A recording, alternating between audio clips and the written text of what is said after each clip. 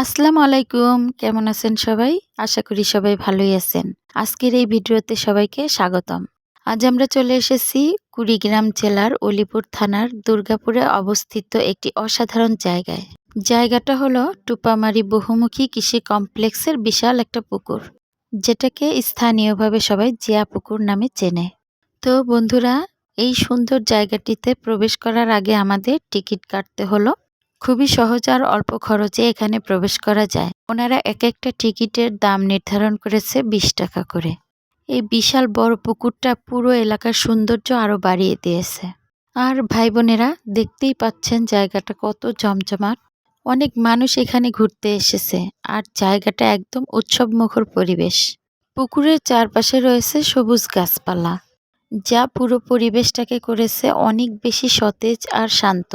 এই কমপ্লেক্সে মূলত মাছ চাষ সহ বিভিন্ন কৃষি কার্যক্রম পরিচালিত হয়।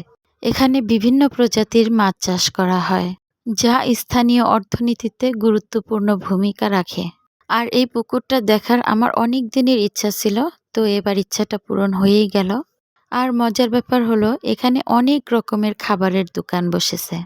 দেখতেই পেলেন একটা ফুচকা চটপটির দোকান, পাশে আছে একটা পেয়ারা মাখার দোকান, আর এখানে দেখতে পাচ্ছেন বাচ্চাদের কিছু খেলনা।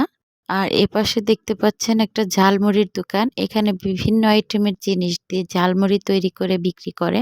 তো সবই মুখরোচক খাবার, সবগুলো দেখেই কিন্তু লোভ লাগছে খাওয়ার জন্য।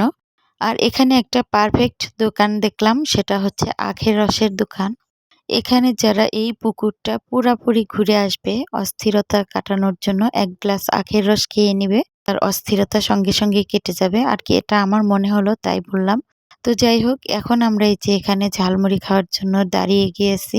এই ঝালমুড়ির দোকানের ভাইয়া দেখুন সব রকমের আইটেম দিয়ে আমাদেরকে ঝালমুড়ি বানিয়ে দিচ্ছে।